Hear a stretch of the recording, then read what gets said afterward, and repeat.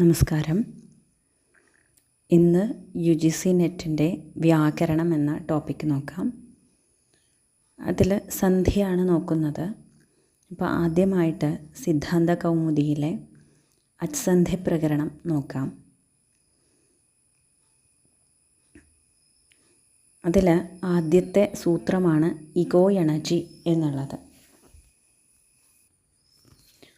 Ego എണജി എന്നുള്ള സൂത്രം, ഈ സൂത്രം അഷ്ടാധ്യായിയിലെ 6-ാമത്തെ അധ്യായത്തിലെ 1-ാമത്തെ പാദത്തിലെ 77-ാമത്തെ സൂത്രമാണ്.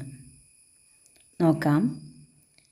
ഇകഹ യണ് അചി ഇതി പദച്ഛേദഃ. പദച്ഛേദം എങ്ങനെയാണ്? ഇകഹ യണ് അചി. ഇകഹ ഇതി ഷഷ്ഠ്യന്തം പദം. ഇകഹ എന്നുള്ളത് ഷഷ്ഠ്യന്തം പദമാണ്. ഇക്ക് പ്രത്യാഹാരം കൊണ്ട് നമുക്കറിയാം, മഹേശ്വര സൂത്രങ്ങളാണ് നമ്മൾ വ്യാകരണം പഠിക്കുമ്പോൾ ആദ്യം പഠിക്കുക.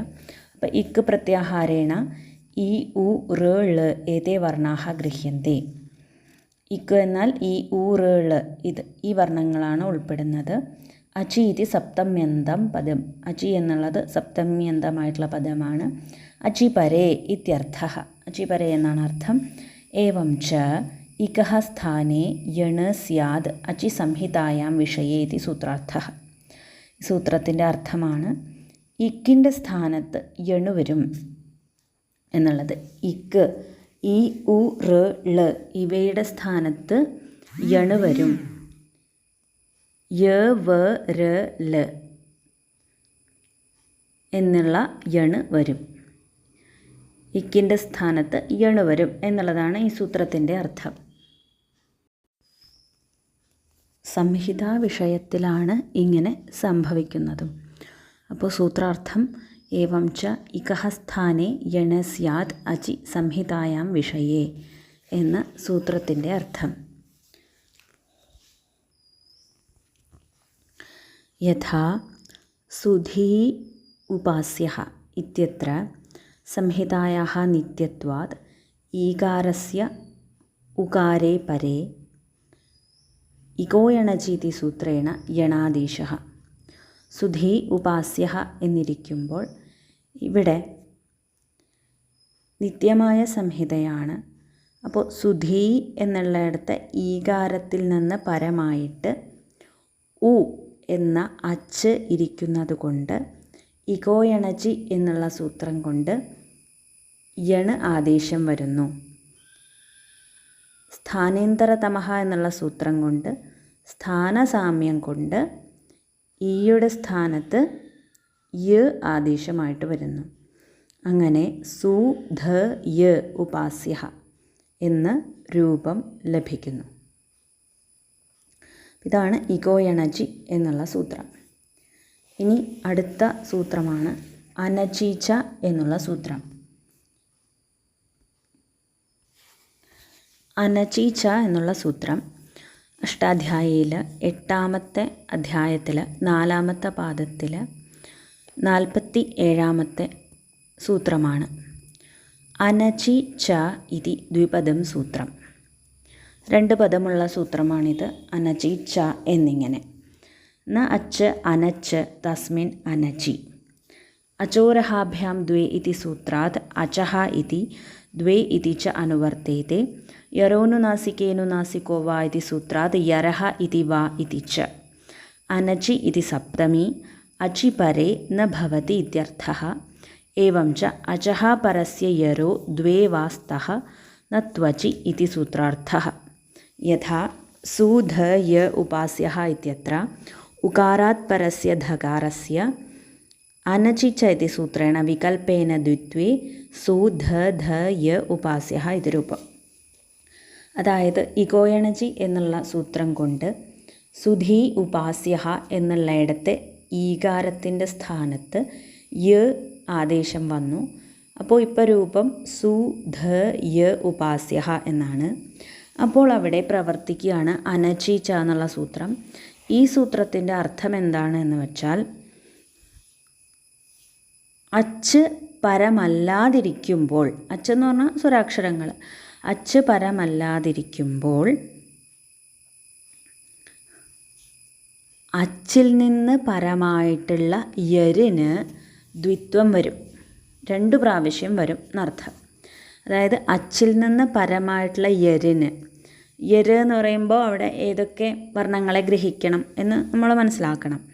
അപ്പോൾ അച്ചിൽ നിന്ന് പരമിരിക്കുന്ന യരിന് ദ്വേ വാസ്തഹ, വികൽപ്പേന 2 വരും.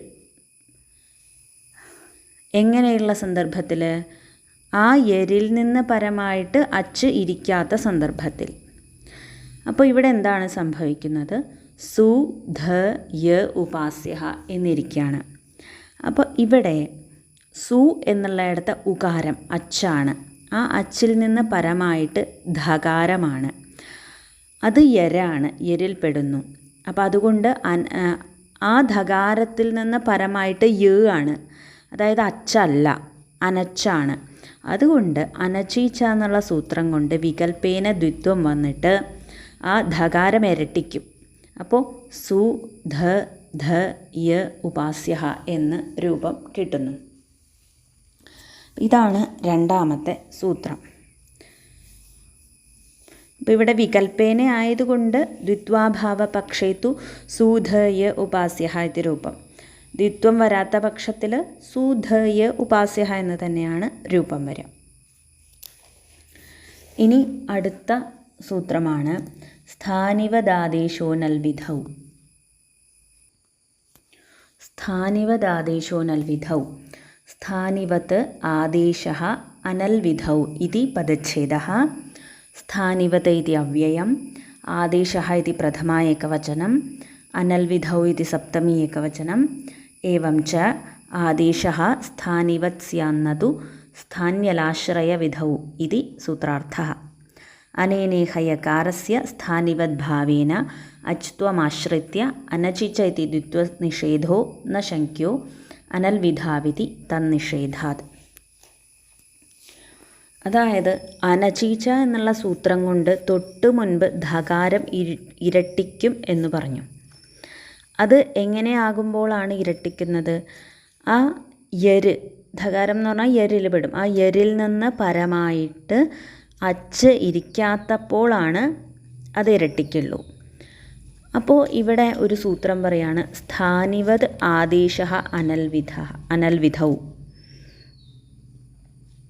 ഈ യകാരം എന്ന് പറയുന്നത്, അതായത് ധകാരത്തിന് ശേഷമുള്ള യകാരം എന്ന് പറയുന്നത് ഈയുടെ സ്ഥാനത്ത്, സുധി എന്നുള്ളിടത്ത് ഈയുടെ സ്ഥാനത്ത് വന്ന യകാരമാണല്ലോ. അപ്പോൾ ആ യകാരത്തിന് ഈകാരത്തിൻ്റെ ഗുണങ്ങളൊക്കെ കിട്ടും എന്ന് പറയുന്നുണ്ട്. ഈകാരത്തിനെ പോലെ തന്നെ ഈ യകാരത്തിനെയും കണക്കാക്കണം എന്ന് പറയുന്നുണ്ട്. അപ്പോൾ അങ്ങനെ കണക്കാക്കുമ്പോൾ സൂധയ ഉപാസ്യ എന്നിരിക്കുമ്പോൾ യരാകുന്ന ധകാരത്തിൽ നിന്ന് പരമായിട്ട് അച്ചാണ് ഇരിക്കുന്നത് എന്ന് പറയേണ്ടി വരും. കാരണം ഈയുടെ ഗുണങ്ങളൊക്കെ ഈന് കിട്ടുന്നുണ്ട് എന്ന് പറയുകയാണെങ്കിൽ. പക്ഷേ ഇവിടെ ഈ സൂത്രം പറയാണ് സ്ഥാനിവദാദേശഃ അനൽവിധൗ. അനൽവിധിയിൽ മാത്രമാണ് സ്ഥാനിയെ പോലെ തന്നെ ആദേശത്തെ കണക്കാക്കേണ്ടു. സ്ഥാനി എന്ന് പറഞ്ഞാൽ ഈ ആദേശം, അവിടെ വന്ന ആദേശമാണ് യ. അപ്പോൾ സ്ഥാനിയെ പോലെ തന്നെ ആദേശത്തെ കണക്കാക്കുന്നത് അനൽവിധിയിലാണ്. അതായത് അല്ല് എന്ന് പറഞ്ഞാൽ എന്താണ്, എല്ലാ അക്ഷരങ്ങളും കിട്ടി, എല്ലാ വർണ്ണങ്ങളും കിട്ടി, ആ തൊട്ട് ഹല് വരെയുള്ള എല്ലാ വർണ്ണങ്ങളും കിട്ടി. അപ്പോൾ അതിനെ സംബന്ധിക്കുന്ന വിധിയിൽ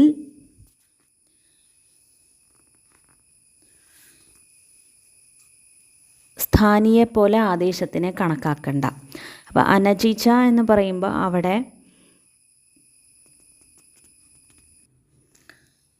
ഈ സൂത്രത്തിൽ അനചി എന്ന് പറയുന്നു, അച്ച് പരമല്ലാത്തപ്പോൾ എന്ന്. അപ്പോൾ അതായത് ഈ സൂത്രത്തിൻ്റെ പ്രവൃത്തി ഒരു വർണ്ണവിശേഷത്തെ ആശ്രയിച്ചാണ് വരുന്നത്. അതുകൊണ്ട് ഇത് അൽവിധിയുടെ പരിധിയിൽ വരുന്ന സൂത്രമാണ്. അപ്പോൾ അനൽവിധി ഉള്ളിടത്താണ് ആദേശത്തെ സ്ഥാനിയെ പോലെ കണക്കാക്കേണ്ടത് എന്നാണ് സ്ഥാനിവദാദേശോ അനൽവിധൗ എന്നുള്ള സൂത്രം പറയുന്നത്. ഇനി അടുത്ത സൂത്രം അപ്പോൾ അതുകൊണ്ട് ഇവിടെ എന്ത് സംഭവിക്കുന്നു? സു ധ യ ഉപാസ്യഹ എന്നിരിക്കുമ്പോൾ യ എന്നുള്ള ആദേശത്തിനെ അതിൻ്റെ സ്ഥാനിയായിട്ടുള്ള ഈ ആയിട്ട് കാണേണ്ട ആവശ്യമില്ല. അപ്പോൾ അതുകൊണ്ട് അതിനെ ഈ ആയിട്ട് കണ്ട് അച്ചാണ് പരമിരിക്കുന്നത് ധകാരത്തിൽ നിന്ന്, അതുകൊണ്ട് അനചീച്ച എന്നുള്ള സൂത്രം പ്രവർത്തിക്കില്ല എന്നൊന്നും പറയേണ്ട ആവശ്യമില്ല. അപ്പോൾ ഇനി അടുത്ത സൂത്രമാണ് അചഹ പരസ്മിൻ പൂർവവിധൗ എന്നുള്ളത്. അചഹ പരസ്മിൻ പൂർവവിധൗ.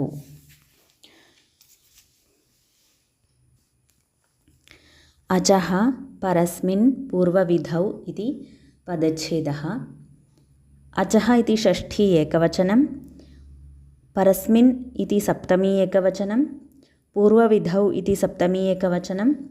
സ്ഥാനിവദാദേശോ നൽവിധൗ ഇതി സൂത്രാത് സ്ഥാനിവദ് ഇതി ആദേശഃ ഇതി ച അനുവർത്തേते. एवं च अचः आदेशः परस्मिन् पूर्वविधौ स्थानिवत् इति सूत्रार्थः.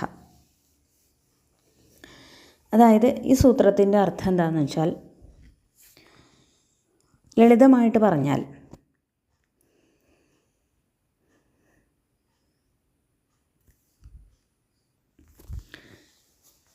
ഒരു സ്വരാക്ഷരത്തിന് ഒരു ആദേശം വന്നു.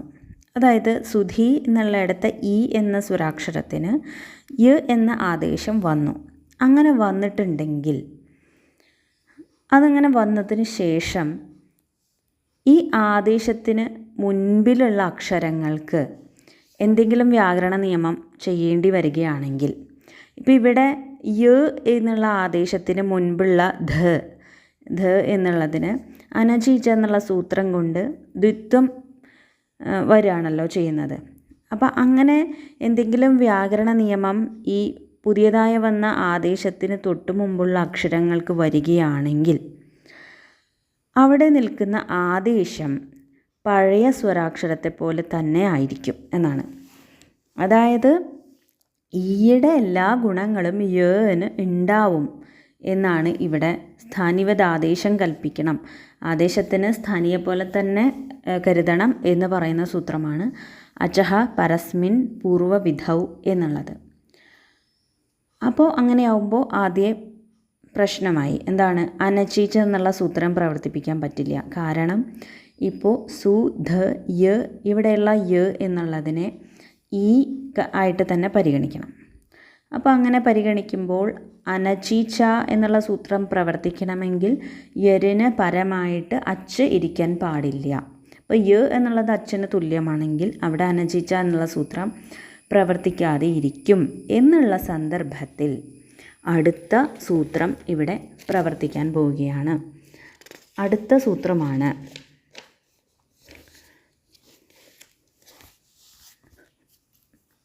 ന പദാന്ത ദുർവചന വരേയലോപ സ്വരസവർണാനുസ്വാര ദീർഘജശ്ചർവിധിഷു എന്നുള്ള സൂത്രം. ന പദാന്ത ദുർവചന വരേയലോപ സ്വരസവർണാനുസ്വാര ദീർഘജശ്ചർവിധിഷു എന്ന്.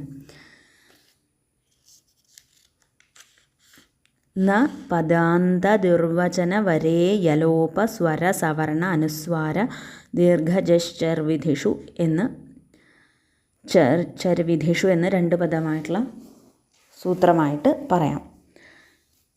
സ്ഥാനിവത് ആദേശോ നൽവിധൗ ഇതി സൂത്രാത് സ്ഥാനിവത് ഇതി ആദേശഃ ഇതി ച അനുവർത്തേते. അചഃ പരസ്മിൻ പൂർവവിധൗ ഇതി സൂത്രം അനുവർത്തते.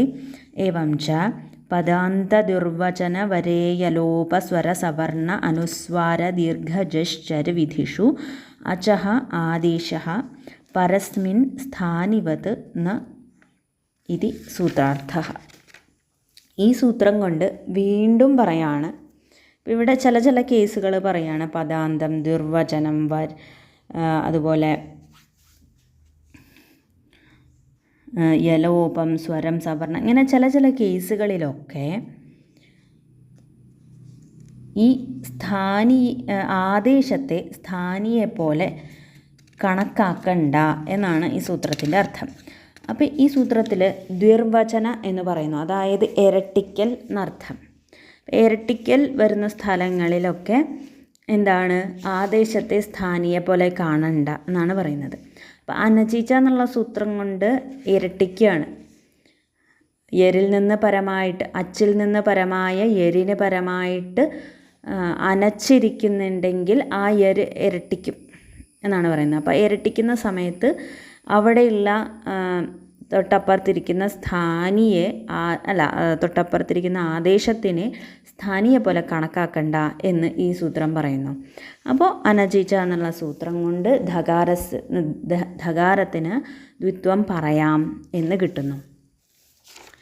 ഇനി അടുത്ത സൂത്രമാണ് ഝലാം ജഷ് ഝഷി.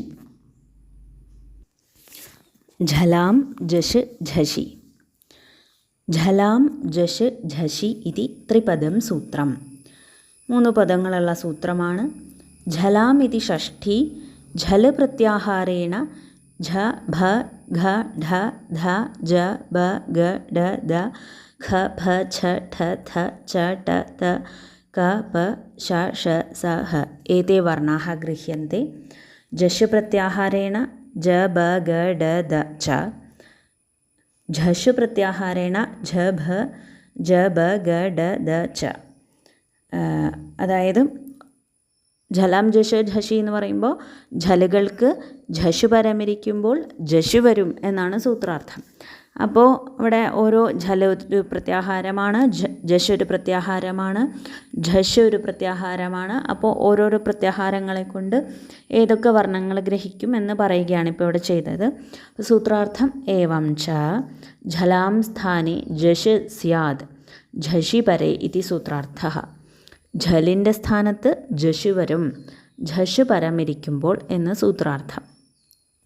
യഥാ സു ധ ധ യ ഉപാസ്യഃ ഇതി സ്ഥിതേ ദ്വിതീയധകാരേ പരേ പൂർവധകാരസ്യ സ്ഥാനെ ദകാരാദേശഃ സ്യാദ്.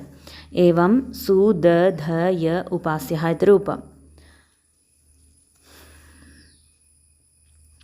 അപ്പോൾ ദ്വിത്വാഭാവപക്ഷേ തു സൂധയ ഉപാസ്യഃ ഇതി രൂപം. അതായത് ഇപ്പോൾ ഇവിടെ ഇരിക്കുന്ന രൂപം എന്താണ്? അനചീച്ച എന്നുള്ള സൂത്രം പ്രവർത്തിച്ചതിന് ശേഷം സു ധ ധ യ ഉപാസ്യഃ എന്നിരിക്കുകയാണ്. അപ്പോൾ അവിടെ രണ്ടാമത്തെ ധകാരം അത് പരമിരിക്കുന്നു പൂർവധകാരത്തിന്. അതായത് ഝഷ് പരമിരിക്കുന്നു ഝലായിട്ടുള്ള പൂർവധകാരത്തിന്. അപ്പോൾ ആ ഝലിൻ്റെ സ്ഥാനത്ത് ജഷു വരും എന്ന് പറയുമ്പോൾ അവിടെ ദകാരം ആദേശമായിട്ട് വരും. അപ്പോൾ സു ദ ധ യ ഉപാസ്യഃ എന്ന രൂപം കിട്ടുന്നു. ഇതാണ് ഝലാം ജഷ് ഝഷി എന്നുള്ള സൂത്രം. ഇനി അടുത്ത സൂത്രമാണ് അദർശനം ലോപഃ. അദർശനം ലോപഃ. അദർശനം ലോപഃ ഇതി ദ്വിപദം സൂത്രം. ദർശനസ്യ അഭാവഃ അദർശനം.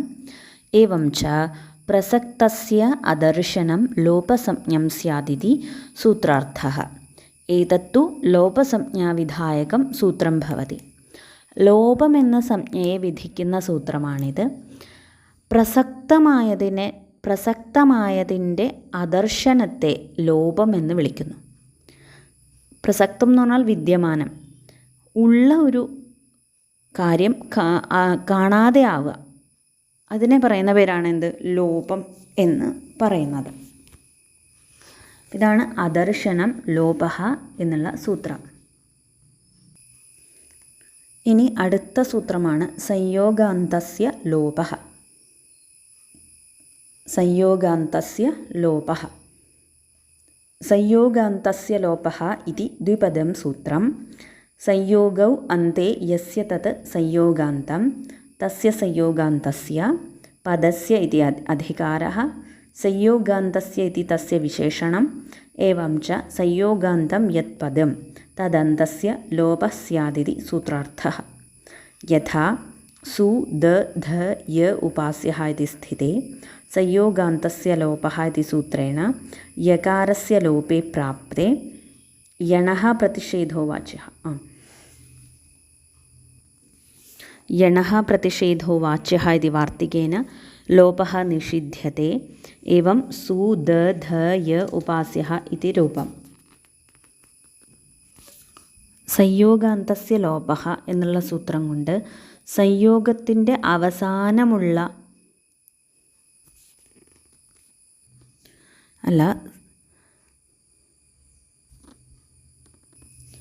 സംയോഗാന്തമായിട്ടുള്ള യാതൊരു പദമുണ്ടോ അതിൻ്റെ അവസാനത്തിന് അന്തത്തിന് ലോപം വരും. അപ്പോൾ സു ദ ധ യ എന്നുള്ളത് സംയോഗാന്തമായിട്ടുള്ള പദമാണ്. അപ്പോൾ അതിൻ്റെ അന്തത്തിന് ലോപം വരും എന്ന് പറയുമ്പോൾ യ എന്നുള്ളതിന് ലോപം വരും സംയോഗാന്തസ്യ ലോപഃ എന്നുള്ള സൂത്രം കൊണ്ട്.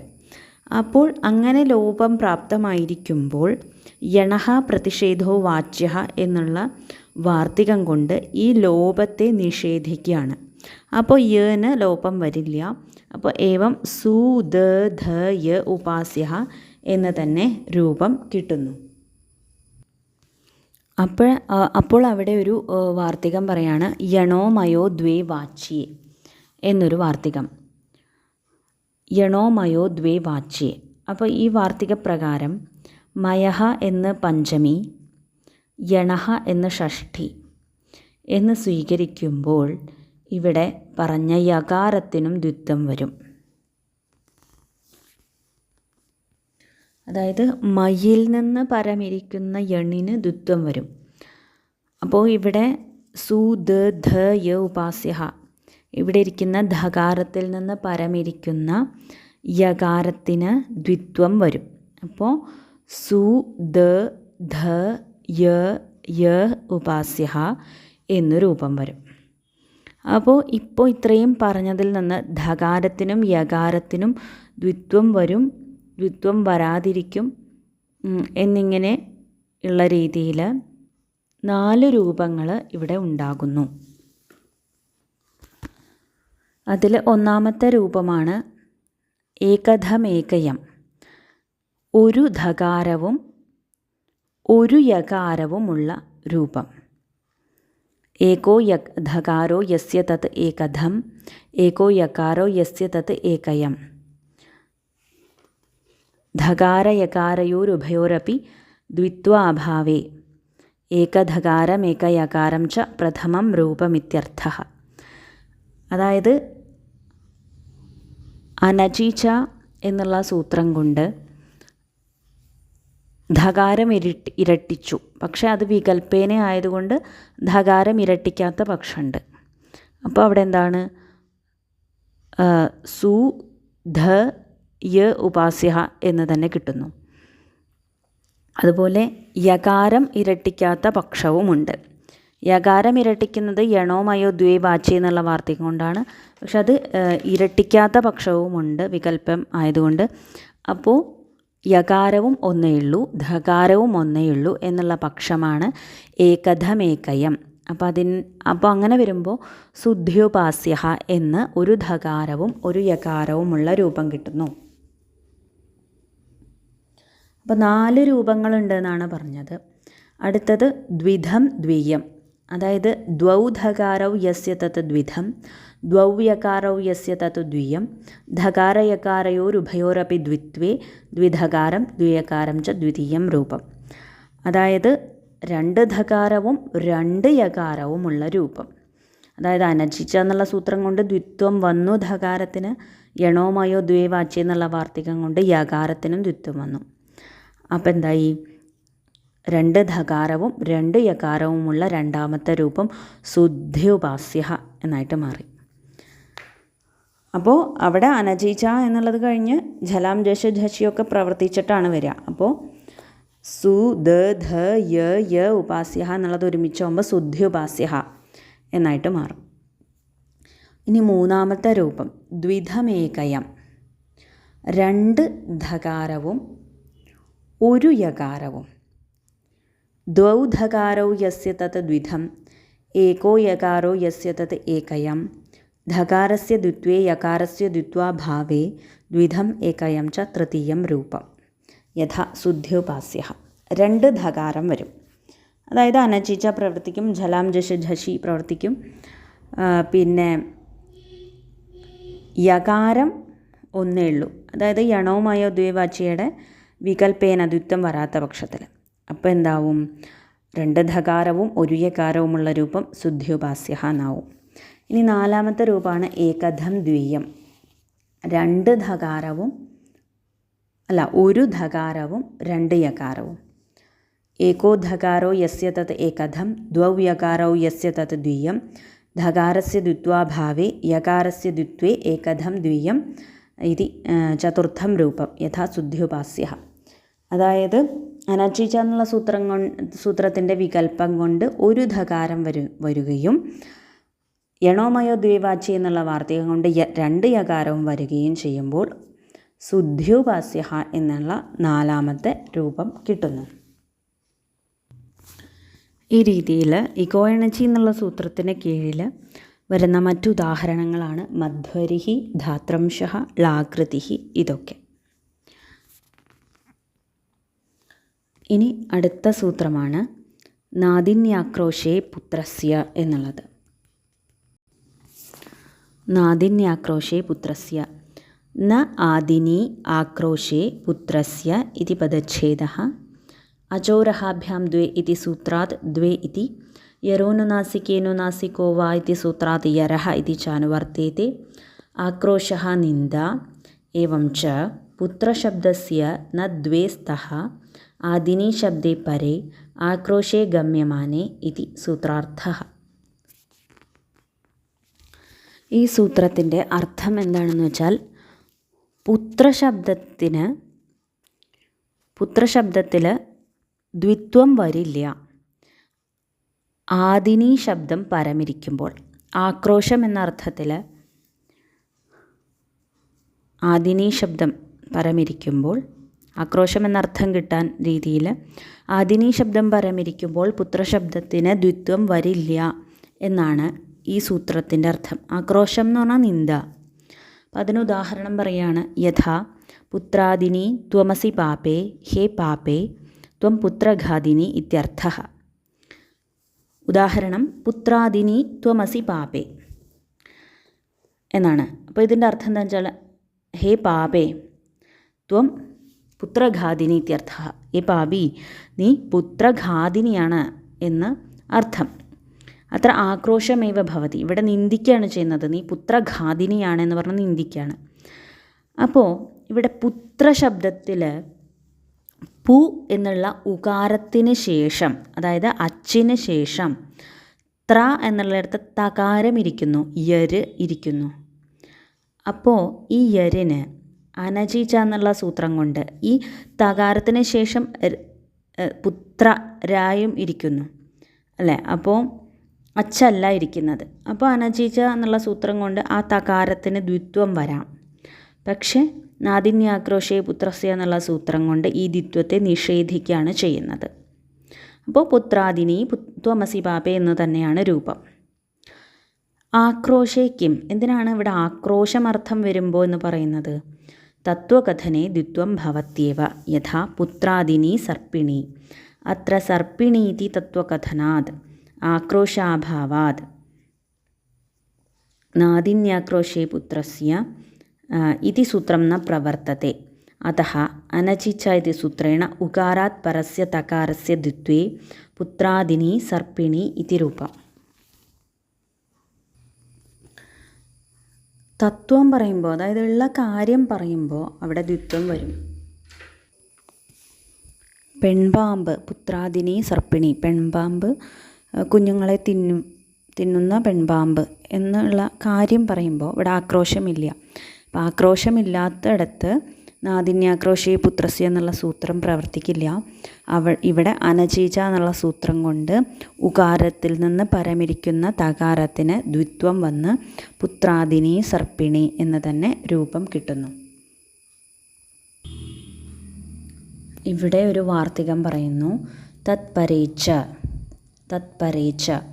തത് പുത്രശബ്ദഃ ആദിനി ശബ്ദപരകേ പുത്രശബ്ദേ ച പരേ പുത്രശബ്ദാവയവസ്യ യരോ ന ദ്വിത്വമിത്യർത്ഥഃ.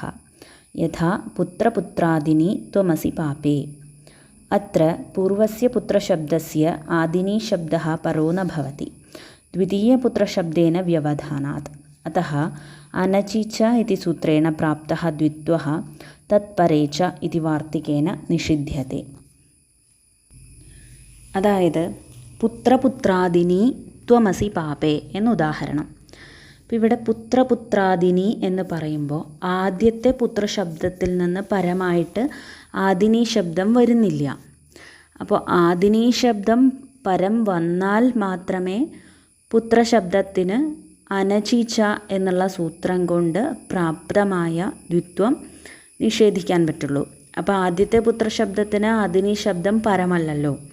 അപ്പോൾ അനചീച്ച എന്നുള്ള സൂത്രം കൊണ്ട് ദ്വിത്വം വന്നൂടെ എന്ന് ചോദിച്ചാൽ ഇവിടെ തത്പരേച്ച എന്നുള്ള വാർത്തികം കൊണ്ട് പറയുന്നു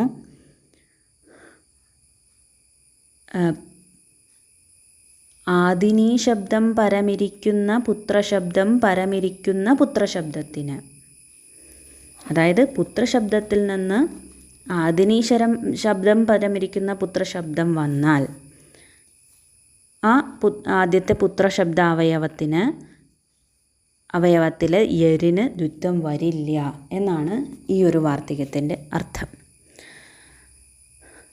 അപ്പോൾ ഇവിടെയും അനചിച്ച എന്നുള്ള സൂത്രം കൊണ്ട് പ്രാപ്തമായിട്ടുള്ള ദ്വിത്വത്തെ തത്പരേച്ച എന്ന വാർത്തികം കൊണ്ട് നിഷേധിക്കുകയാണ് ചെയ്യുന്നത്. ഇനി ഇവിടെ മറ്റൊരു വാർത്തികം കൂടിയുണ്ട്. വാ ഹത ജഗ്ധയോഹോ. വാ ഹതജഗ്ധയോः. ഹതജഗ്ധയോः परयोः पुत्रशब्दस्य द्वित्वं वा स्यात्. यथा पुत्रहति पुत्रहति. अत्र पुत्रशब्दात् हतशब्दे परे वा हतजग्धयोः इति वार्तिकेन विकल्पेन पुत्रशब्दस्य तकारस्य द्वित्वे पुत्रहति इति रूपं. द्वित्वाभावपक्षे तु പുത്രഹതി ഇതി രൂപം. അതായത് വാ ഹതജഗ്ധയോഹോ എന്നുള്ള വാർത്തികത്തിൻ്റെ അർത്ഥം ഹതശബ്ദമോ ജഗ്ധശബ്ദമോ പരമിരിക്കുന്ന പുത്രശബ്ദത്തിന് ദ്വിത്വം വരാം വരാതിരിക്കാം വികൽപ്പേനയായതുകൊണ്ട്. അപ്പോൾ പുത്രഹതി എന്നിരിക്കുമ്പോൾ ഇവിടെ ഹതശബ്ദം പരമിരിക്കുകയാണ് പുത്രശബ്ദത്തിൽ നിന്ന്. അപ്പോൾ വാ ഹതജഗ്ധയോഹോ എന്നുള്ള വാർത്തികം കൊണ്ട് ദ്വിത്വം വരാമെന്നുള്ള പക്ഷത്തിൽ ഉകാരത്തിന് ശേഷമുള്ള തകാരത്തിന് ദ്വിത്വം വന്ന് പുത്രഹതി എന്ന രൂപം വരും. ഇനി ദ്വിത്വം വരാത്ത പക്ഷത്തിൽ പുത്രഹതി എന്ന രൂപം വരും. അപ്പോൾ ഇതുപോലെ തന്നെയാണ് പുത്രജഗ്ധി എന്നുള്ള രൂപവും വരും. ഇത്രയും പറയാം. ബാക്കി അടുത്ത ക്ലാസ്സിൽ നോക്കാം. നമസ്തേ.